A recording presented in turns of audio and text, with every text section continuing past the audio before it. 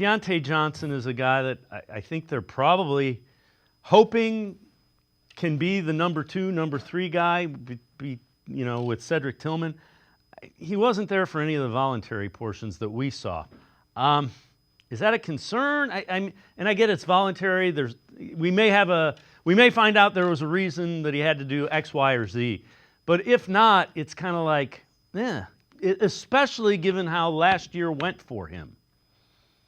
Yeah, exactly. I mean, that's kind of how I've been talking about it as well, with that disclaimer, right? Because it is voluntary. And if a guy has a legitimate reason to not be there, you don't want to hammer somebody unfairly for not attending something that's voluntary. But I think looking at his career path, bouncing back and forth between 3 teams, there's questions about how he is personality wise and now production wise.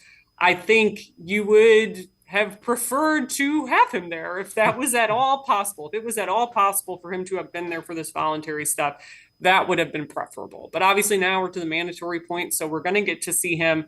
But I would say, just given the questions about him and, hey, this maybe being kind of the last chance to revive his career without having a valid or a rock solid reason, I'll say, it was kind of eyebrow raising, I'll put it that way, for him not to be there when we were out there. Now, who knows? Guys sometimes are in and out.